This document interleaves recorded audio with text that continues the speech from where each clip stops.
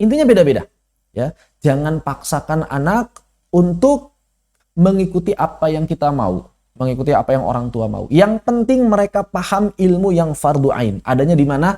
Salah satunya di kitab Sulamut Taufiq. Ini Masya Allah.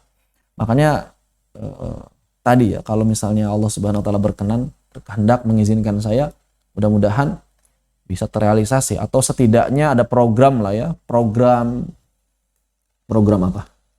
Program misalnya sekolah fardu ain misalnya, atau kuliah fardu ain. Cukup 1 tahun, targetnya adalah terutama mereka yang lulusan SD dan sederajat, ataupun mungkin yang belum sempat belajar ilmu-ilmu fardu ain. 1 tahun, ya, kemudian mereka mondok. Dalam 1 tahun tersebut dilatih dari sisi akidahnya, ibadahnya, praktek teorinya, sampai benar-benar 1 tahun itu memahami apa kewajiban sebagai seorang muslim, sebagai seorang individu muslim, sehingga jadi apapun mereka, pola pikirnya sudah terbentuk. Pola pikirnya adalah pola pikir membangun peradaban Islam, membantu kaum muslim. Subhanallah, ini luar biasanya. Mudah-mudahan terrealisasi nih program sekolah fardu ain.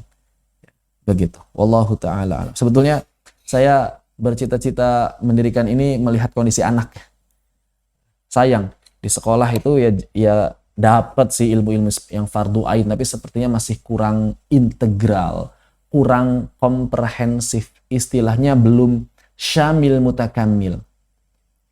Karena sekolah Islam hari ini, diakui atau tidak, masih cenderung mengarah pada perkara-perkara yang agak formalitas sih. Seperti misalnya nambah jumlah hafalan.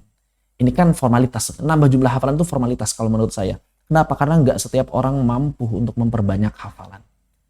Tapi kalau memang ada yang mampu untuk menambah banyak hafalan, menguatkan hafalan, jadikan dia penghafal Quran, jadikan dia penghafal hadis, jadikan dia ulama. Jangan tanggung-tanggung. Tapi nggak semua orang bisa seperti itu. Maka harusnya dibedakan. Kan sistem di antara kekurangan sistem pendidikan kita hari ini adalah menyamakan semua murid seakan-akan harus bisa terbang. Padahal muridnya ada yang ikan, ada yang burung, ada yang harimau, ada yang badak, beda-beda. Tapi semuanya harus bisa terbang. Pelajaran kedua, semuanya harus bisa renang. Kasihan kucing kalau harus bisa renang ya. Begitu. Enggak semua binatang itu mesti bisa terbang. Enggak semua binatang itu mesti bisa berburu. Enggak semua binatang itu mesti bisa renang. Demikian pula manusia. Potensi manusia berbeda-beda, maka kita harus bisa mengarahkannya pada jalan yang tepat.